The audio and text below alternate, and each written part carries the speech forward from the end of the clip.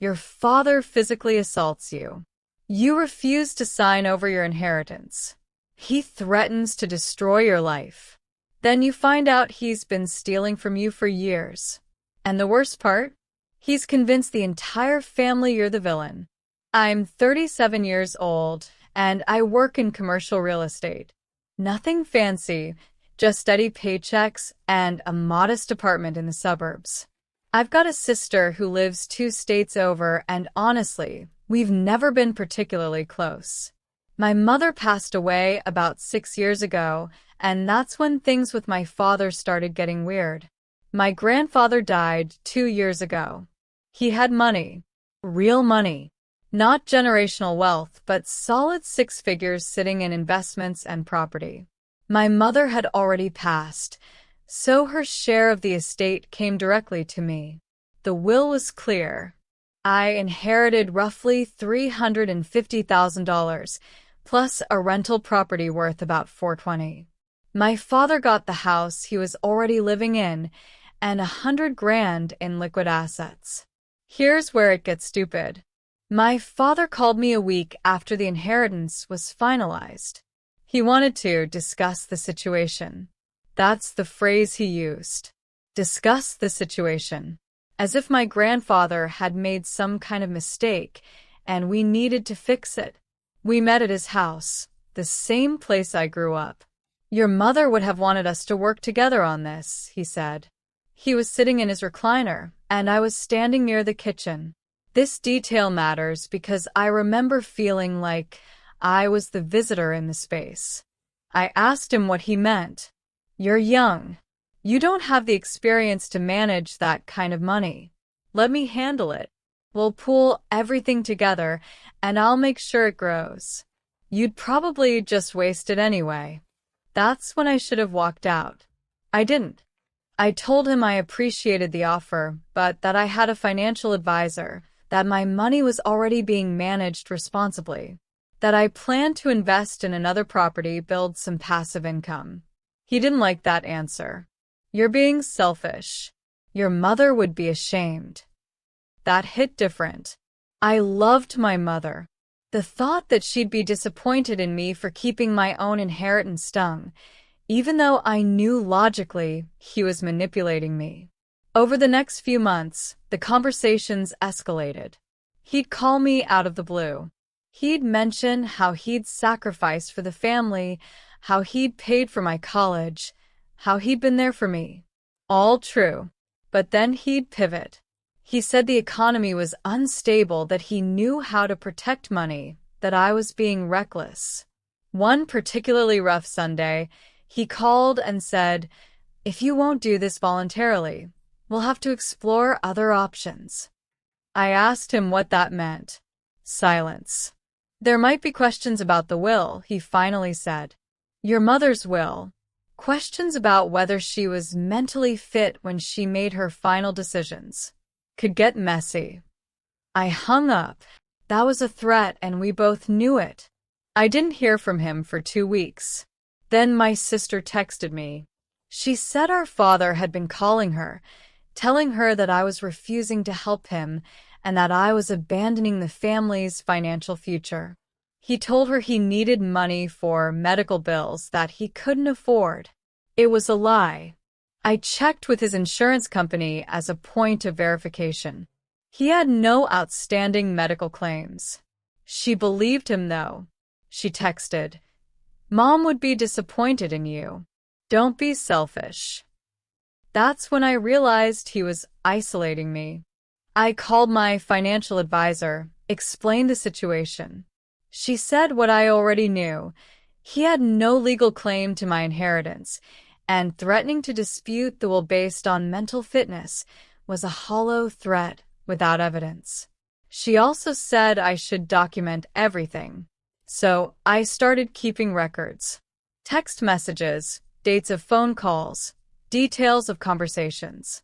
3 months into this, my father showed up at my apartment unannounced. I know this because my security footage caught him at 6 p.m. on a Thursday evening. He buzzed my unit repeatedly. I didn't answer. He left a voicemail. We need to talk about this like adults. I'm your father. You owe me respect and gratitude. Meet me this weekend. We'll settle this once and for all. I texted him. I'm not discussing this anymore. My financial decisions are final.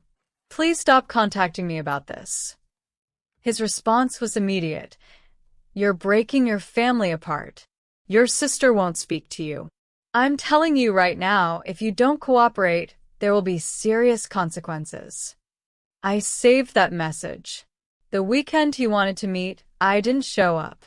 Instead, I sent him an email through my lawyer stating that any further attempts to pressure me into transferring assets would be considered harassment and would be reported to law enforcement. That email changed everything. He called my sister again. This time, he told her that I'd lawyered up and that I was planning to cut him out of my life entirely. He told her I said cruel things about him. Things I never said. She called me, and I could hear the betrayal in her voice. How could you turn your back on him? She asked. I explained what was actually happening. I told her about the threats, the manipulation, the attempted will dispute. I sent her screenshots. She went quiet. I need to talk to him, she said finally. That's your choice, I said. But don't let him rewrite history for you. She didn't call back. For the next 4 months, things were silent. No calls, no messages. I got on with my life. I started the process of buying a second property. I began building the portfolio I'd always wanted. Every time my phone buzzed, I tensed up expecting another confrontation. Then one night, around 9 p.m., I got a call from an unknown number. It was a detective. My father had filed a police report. He claimed that I had stolen money from him. Specifically, he alleged that during a visit 6 months prior, I had taken cash from his desk. He claimed it was $15,000. I had never been to his desk. The last time I'd actually been to his house was that Sunday when we fought about the inheritance. The detective said she just needed to clarify some things. She asked if I'd ever taken money from my father. I said no. She asked if I had a record of my visits to his house. I did, actually, thanks to my phone location history and credit card purchases. I could account for almost every trip, and there were huge gaps where I hadn't been to his house at all during the time he was claiming I took the money. This doesn't add up, the detective said. Your father's timeline doesn't match his phone records. He claims you were at his house on a date when his location data shows he was across town. I asked her if the case would be dropped. I think this might be something else, she said carefully. I'm going to do some additional investigation. 2 days later, she called back. We found some things. Phone records, banking transfers. Mr. Father, your father, has been accessing an old account that he and your mother shared.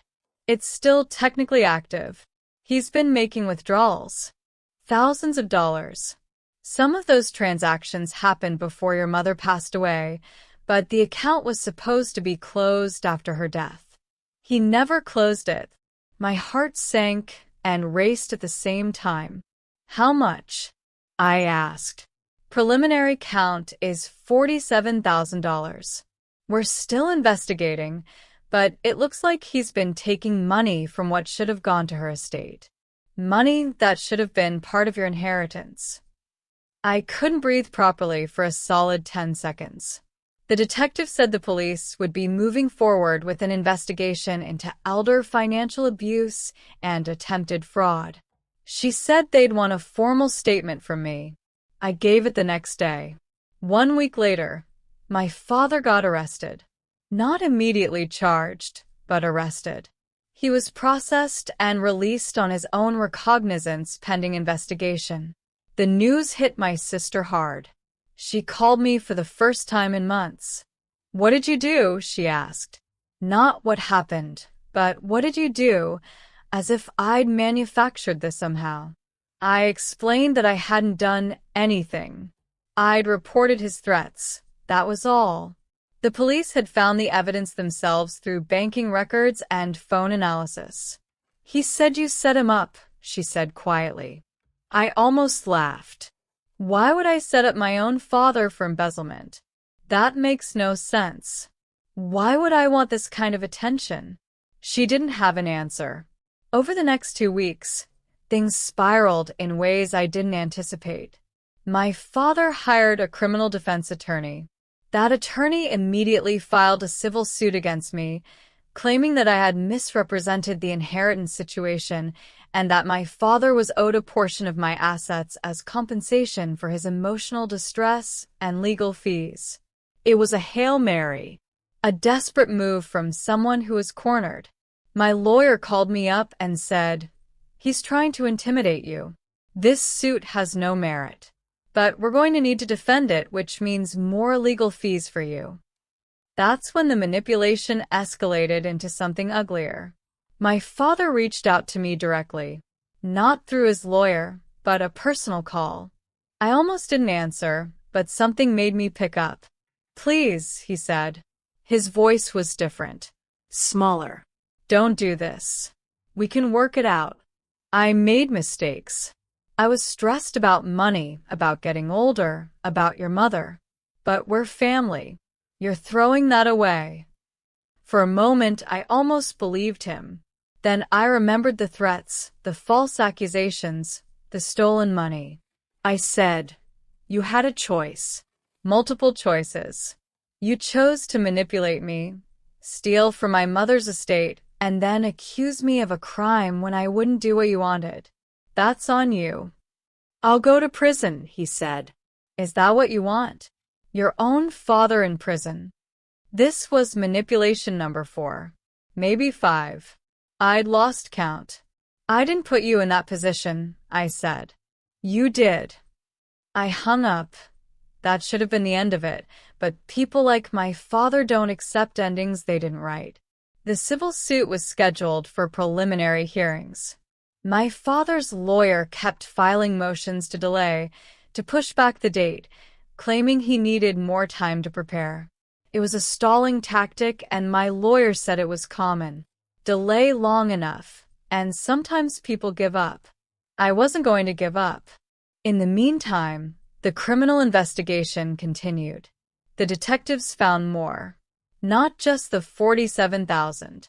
They found evidence that my father had taken out a credit card in my mother's name 3 years before her death, had been using it to make purchases, and had never paid the balance.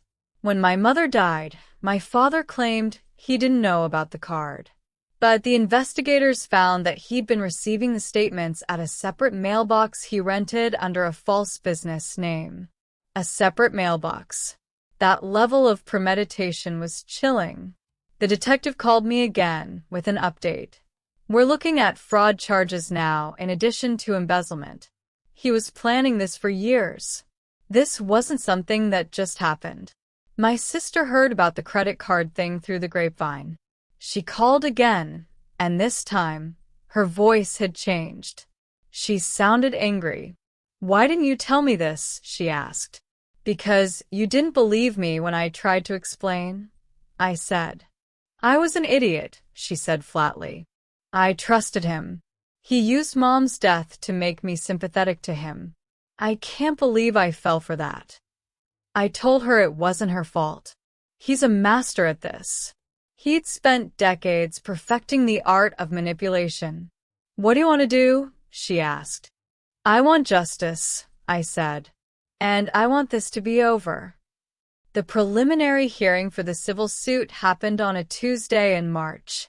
My father showed up with his lawyer. His face looked haggard, drawn. He'd aged 10 years in a few months. Part of me felt something for him. Not forgiveness. Not yet. But something. His lawyer presented their argument, that my father had been acting in good faith, that he'd simply been trying to protect family assets, and that the inheritance dispute had been a misunderstanding that had spiraled out of control. It was a joke. A bad one. My lawyer presented the evidence. The bank transfers, the phone records, the separate mailbox for the credit card statements. She presented testimony from my financial advisor about the conversations we'd had. She presented the threatening text messages where my father said there would be consequences. The judge's face got harder with each piece of evidence. When it was over, she said, "This case has no merit. I'm dismissing it with prejudice. You don't get to file it again." My father's lawyer stood up immediately.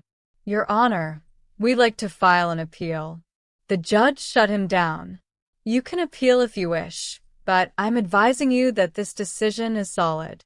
The evidence against Mr. Father is overwhelming, and his claims are not supported by any factual basis. Next case." That was supposed to be the end of the civil suit. But my father didn't stop. This is where things got dark. 2 weeks after the hearing, I got a call from my sister. Her voice was shaking. "Don't go to work tomorrow," she said. "What? Why?" "Dad showed up at my house an hour ago. He was drunk. He told me he couldn't lose everything. He said he was going to force a settlement by going after you. He said if you wouldn't listen to reason, you'd listen to pain." My blood went cold. "Where is he now?" I asked. "He left." I told him to get out. But he kept saying he had nothing to lose now, that the legal system had screwed him, that you'd forced him into this corner. He said he was going to make sure you understood what happens when you betray your family. I called the police. I filed a report for terroristic threatening. I gave them the information about his visit to her house, his statements, his condition. The detective said, "This changes things. We're going to increase surveillance on him.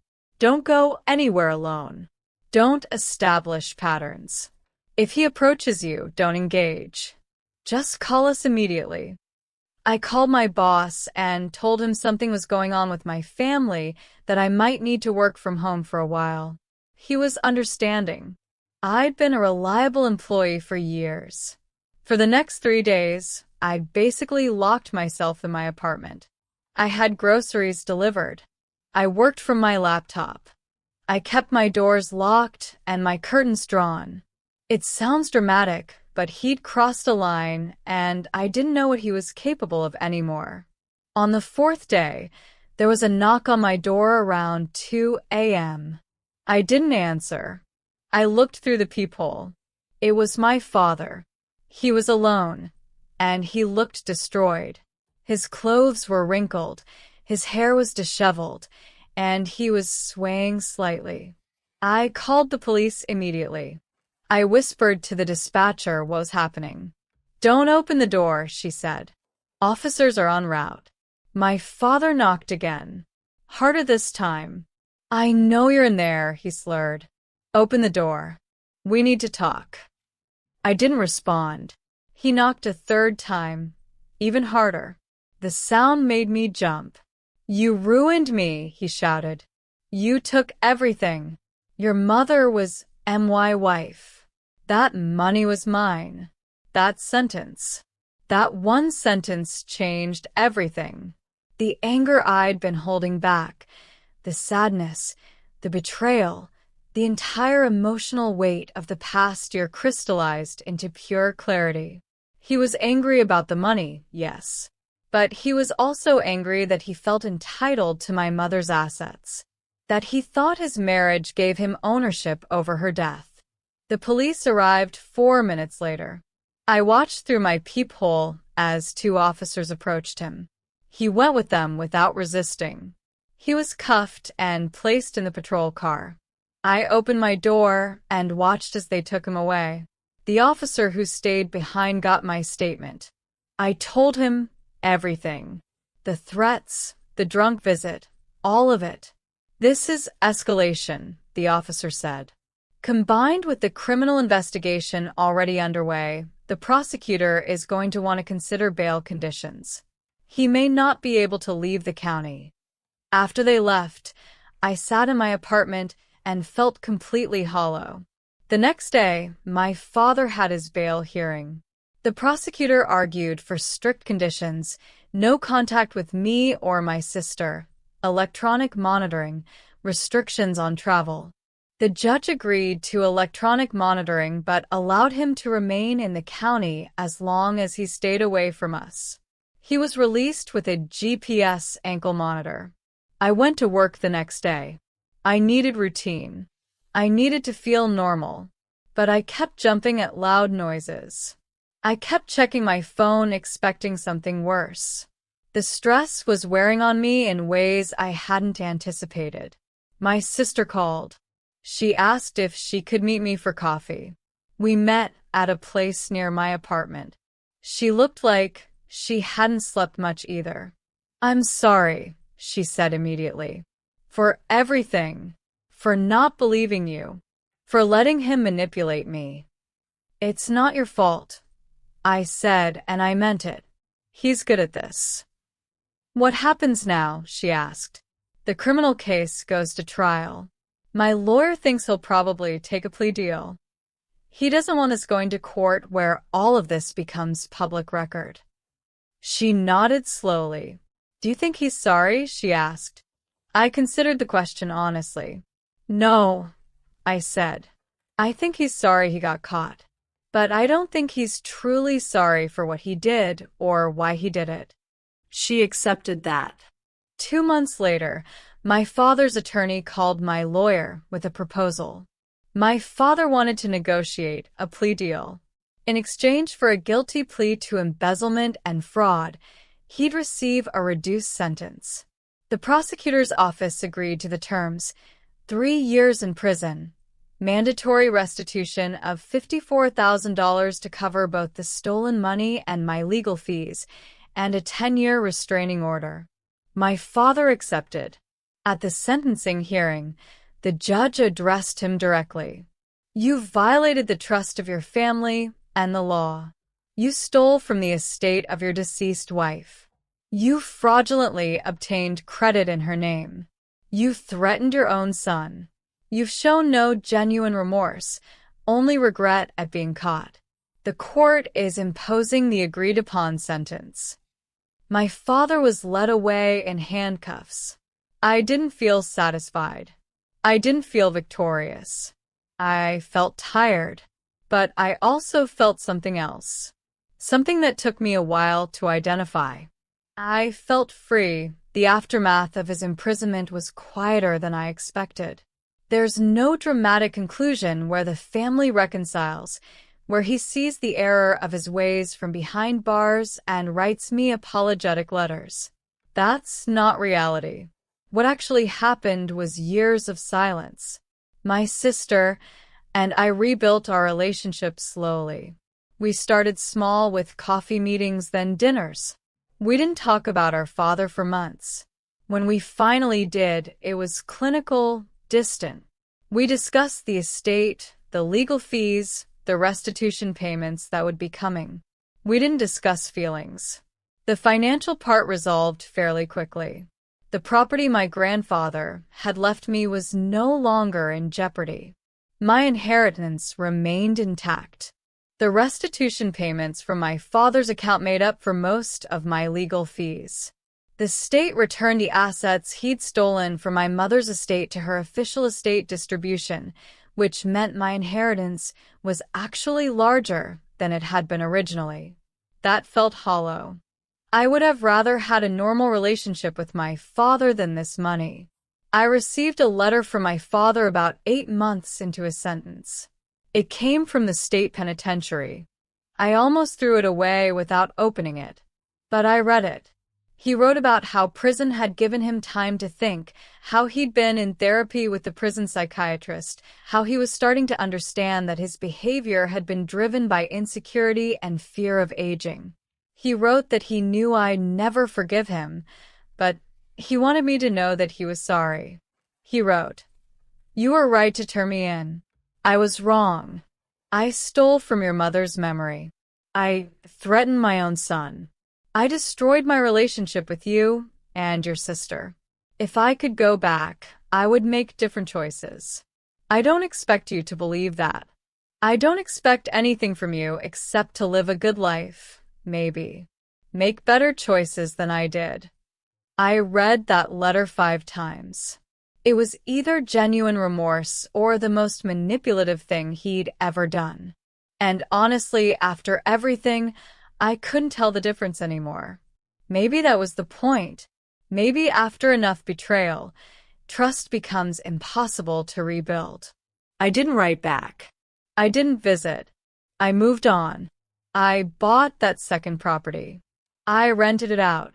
The passive income started flowing. My life became the life I'd wanted before all of this happened. Stable, growing, forward momentum. My sister and I got closer over time. We had lunch every other week. We called on birthdays and holidays. We didn't have that sibling friendship that some people have, but we had something. Respect, maybe. Shared history that was more complicated than most. About 2 years into my father's sentence, my sister got married. It was a small ceremony, just family and close friends. My father's absence hung over the day like a ghost. But my sister seemed okay with it. She'd made peace with the fact that his choices had consequences, and those consequences didn't get to ruin her joy. I was happy for her. I danced at her reception. I laughed at the speeches. I felt like I was moving forward. My father was released from prison after serving 2 years and 4 months. Good behavior. Early release. I learned about it from an automated notification from the state prison system. It arrived as an email while I was at work. He was released on a Thursday morning. The restraining order was still in effect. 10 years, remember? He couldn't contact me. He couldn't come within 500 yards of my home or workplace. There was an electronic monitoring component for the first year of his release. I wondered where he went, if he had anywhere to go, but I didn't let myself think about it too hard. That path led nowhere good. A month after his release, my sister called me. He called me, she said. My stomach dropped. The restraining order doesn't cover me, she continued. He called from a parole officer's phone. He's been placed in a halfway house across the state. He wanted to apologize to me in person, but the order prevents him from traveling to see me without the court's permission, which he won't get. Did you talk to him? I asked. For about 5 minutes. He sounded different. Older. Smaller, somehow. Like prison had taken something out of him. He cried when he apologized. I didn't know how to respond to that. What did you say? I asked. I said I appreciated the apology, but that he destroyed something that can't be rebuilt. I told him I've made peace with what happened and that I've moved forward with my life. I told him I hope he finds a better path now. And then I hung up. Are you okay? I asked. Yeah, she said. I think I am. That was the end of direct contact with my father. He eventually found work at a manufacturing facility in a different state. My sister heard from a distant cousin that he'd gotten his own apartment, that he was keeping his head down, trying to live quietly. I didn't track his life after that. I didn't care. The anger was gone. The betrayal had been processed. All that remained was indifference, and indifference is better than hate. The legal case became a case study. My lawyer mentioned it in a presentation at a continuing legal education seminar about elder fraud. My name was changed, obviously, but the details were all there. A son who recognized his father's manipulation, documented it, and pursued it through the legal system despite the personal cost. I was proud of that choice, even when it hurt. What I realized in the years after was that my father wasn't unique. He was just a regular person who'd let insecurity, entitlement, and fear drive him to betray everyone around him. He wasn't a villain from a movie. He was a man who made terrible choices and then spent the rest of his life dealing with the consequences. That's the thing nobody tells you about standing up for yourself against someone you love. It doesn't feel like victory. It feels like grief. You lose the version of the relationship you thought you had. You lose the person you thought they were. You're left with the person they actually are, and sometimes that's someone you can't have a relationship with anymore. But you keep moving forward. You build other things. You find new relationships. You discover that you're stronger than you thought you were. And that has to be enough. Copy section 4. Years passed. I'd moved 3 times, built a career that genuinely fulfilled me, gone through a brief relationship that didn't work out, and reconnected with friends I'd lost touch with during the chaos. Life became normal again. Boringly normal. And I was grateful for that normality. The surprising part came when I was 39, almost 2 years after my father's release from prison. I got a call from an attorney in my father's state. I didn't recognize the number, and I almost didn't answer. The attorney introduced herself and said she was representing my father's estate. My father was dead. A heart attack. Sudden and fatal. He'd been at work when it happened. He was found at his desk.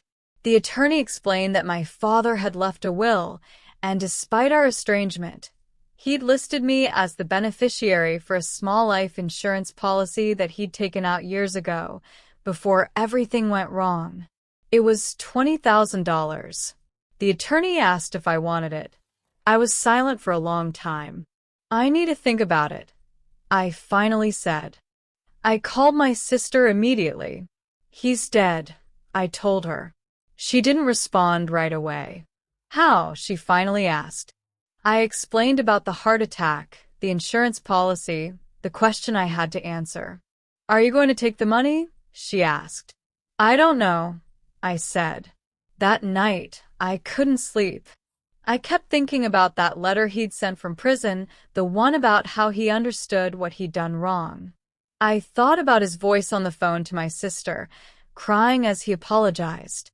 I thought about the fact that he'd carried that life insurance policy, never changing the beneficiary despite everything, despite the restraining order, despite the years apart.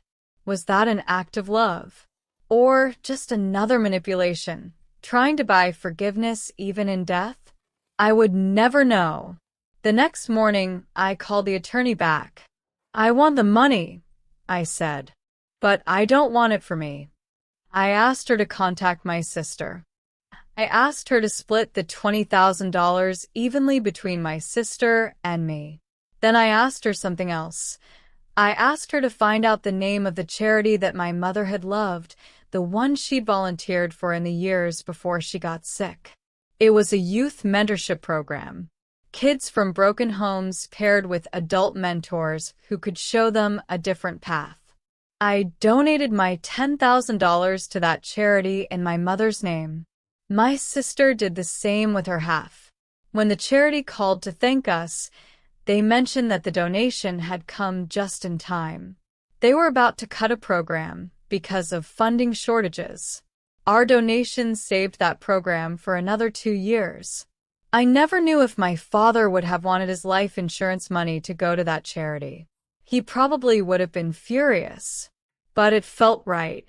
It felt like his money was finally doing something good instead of causing harm. And maybe that's what mattered. Life moved on. I turned 40, then 41. My sister had 2 kids. I became an uncle. I was present for their births, for their first days of school, for their disappointments and celebrations.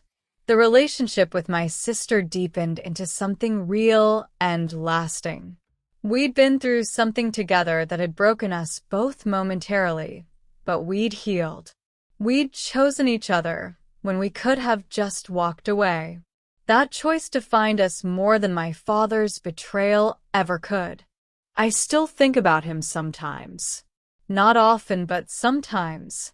I think about the fact that he died in his 50s, that he never got to experience real redemption or peace.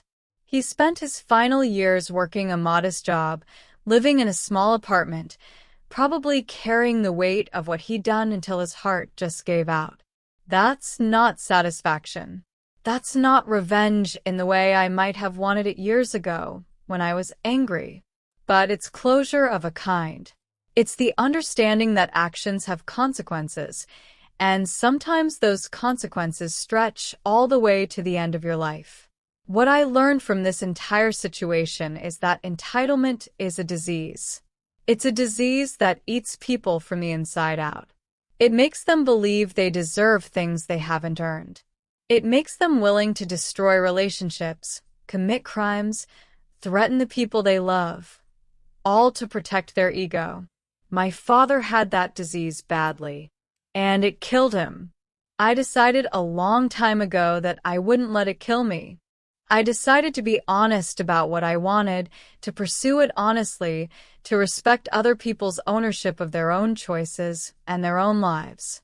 That decision cost me a relationship with my father, but it gave me everything else. It gave me peace. It gave me my sister. It gave me a life I actually wanted instead of one I was trying to construct by betraying and manipulating everyone around me.